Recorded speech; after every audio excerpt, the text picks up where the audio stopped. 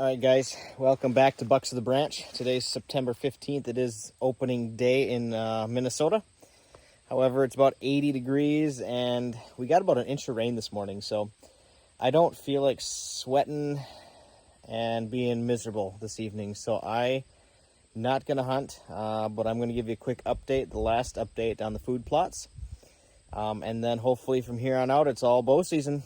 All right, come along, let's check them out. All right, ladies and gentlemen, first plot we're gonna look at. Hey, look at this. This is pretty sweet. First spot is a little radish, and look at that. Little guy staring right at us. How convenient is that? That is pretty hilarious. So yeah, I'll get back to you. All right, there was two of them up there, munching away. But here, little radish. We have some nice growth coming in. The radishes are doing pretty well. They're pretty big out here. And then the other section here, let me show you what these radishes look like. There's one of them. But yeah, it's coming in real nice. Actually better than I anticipated. The brassicas are doing pretty well in this plot. There is some patchy spots, but all in all, looking pretty good, and I can't even complain about the screen either. That's huge. So, very nice. All right, so here we are up at the top of the big field, up in the corner by our bow stand, bow blind, and I'm gonna swap out the camera, put a camera up here, see what's coming through. Now that it's bow season, see if this is gonna be a good spot to sit, but have a look. It's pretty delish. All them radishes coming in nice. And of course the screen all along the edge of the big field here. It's done very well. Pretty happy with it. So looking good. Hopefully this is gonna have some draw, and we'll check you out at the next one. All right, ladies and gentlemen, again, this is the campsite top field of our big field, and screen coming in nice. But have a look at this food plot. It is all at least knee high, a little higher out there in the middle is what it looks like. But this one's looking real nice. The big leafy green. Got an inch of rain last night, and this stuff is looking really good. Big and leafy in here. I mean, size of these leaves. Looking pretty good. Again, camp top. This is the Winfred Brassica. So it's a lot of forage in here, holy buckets. Keep you updated. Hopefully next time we're pulling a big old buckaroni out of these here food plots. So stay tuned to the next one. All right, here's a spot that I have never shown you guys. Just because I hate walking back here. But today's the day, since two of mine aren't doing so hot. I figured I'd show you what we got back here. Nice long strip of Whitetail Institute Imperial Clover. Mowed at least once, actually probably twice. Chad, you'll have to comment on that. But it's real nice and thick. Been here for 2 years, I believe. Sprayed once this year with their Slay and Max Arrest. Looks pretty good. Coming in nice and thick. But the real story is the other side of this food plot. Looking mighty good. I don't know exactly what Chad planted here. I believe it was mostly beets and greens, if I remember right. But it is taken off. Yeah, looks like. Typically, he plants the whitetail, I forget the name of it currently, but this is looking pretty good. I mean, all the stuff that's coming up is at least about knee high. And it does look like a bunch of, these look like they're tall tine tubers. to be honest with you. So I don't know if he threw a bag of that in here with the beets and greens. There is some spottiness, but overall, it's coming in real nice. It's all about knee height, so looking pretty good. Oh, that's the stand right there. That one usually gets 1 or 2 really nice bucks out of our land every year, so nice spot. Looking good, Chad. Hopefully it stays some food here till the season.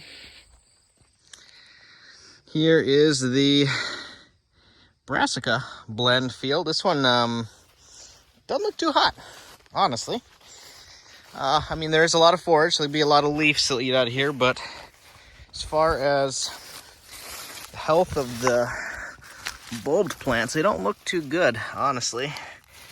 Not much for bulbs. Yeah, it kind of looked like they kind of dried up a little bit, so. But towards the middle here, and this stuff looks really good along the edge. See if we can get a closer up of these.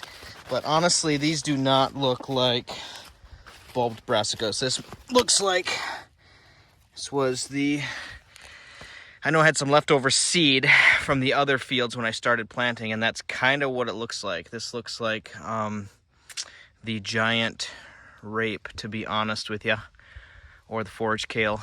It's not purple, so I think this is the leftovers that were in my spreader when I started the big field here. Looks, like I said, looks like the leftover of the giant rapeseed. So anyways, tons of forage through this I don't know, 12-foot section here. Not so much out there, which kind of sucks, but what do? They're still green, they'll still eat it. But yeah, we will get some deer out of here, that's for sure. All right, guys, this is the field of giant rapeseed, and it's doing very well. Looks very, very similar to the edge of the next section that like I said, I'm pretty sure that was just leftovers from when I planted this, when I moved over to that one. But this stuff is looking mighty fine. I mean, see if I can get out here. Little ways. I mean, we're pushing, look the size of these leaves, like huge.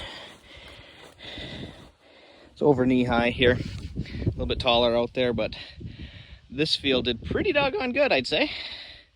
Pretty doggone good. So, my deer stand, you can see it, right about there in that tree. So, if it wasn't 80 degrees, I'd be there right now, but oh, not tonight. So, one more spot I think I'm going to show you, and then hopefully next ones are all bow. All right. So I'm about to show you the spot that we had to retill because we did the no-till, didn't come up very well. So let's see what happened after they retilled it and put the radishes in. Here's the nice wall of conceal. Very nice. Here was the original radishes we planted. This is all pushing knee height for sure. Nice and green, and boom. It's not as tall as fish stuff, but this was 2-3 weeks behind, I think. But you can see the difference here. There's the line. Coming in nice. They're eating it. There's some buckwheat in the middle of it coming up as well still. Otherwise, it's looking pretty good. Greened up real nice. This rain should help even more. He did leave a section out here as the no-till to see if it would come up. I think he added some radish seeds to it, but yeah, you can see it's pretty weedy here, a lot of buckwheat, but I'm actually surprised. There is a lot of brassicas that did eventually pop through here. So maybe we just jumped the gun. Not nearly as thick as out there, but still a lot did pop through, so that's kind of cool. Double G, looks good. Oh, and he also added a section down here with some chicory, and I don't know what else. But this one's looking real nice too. A lot of chicory in there. So, very good. All right, so this last one is the Forage Kale. Last year we had this stuff. It was belly button high. It was in the same field over here, but we moved it over one crop rotation, and it's looking pretty good. Looks like they've been browsing this one pretty heavily, but it's looking good. It is mostly probably mid-shin height, so not as foragey as last year, but definitely will hold a lot of deer, let me tell you. So this should continue to pull the deer in for us, hold them. And actually, this looks like brassicas down here. Interesting. So yeah, they're all looking pretty good. And like I said, next videos should all be of us up in the tree. It's gonna be a fun season.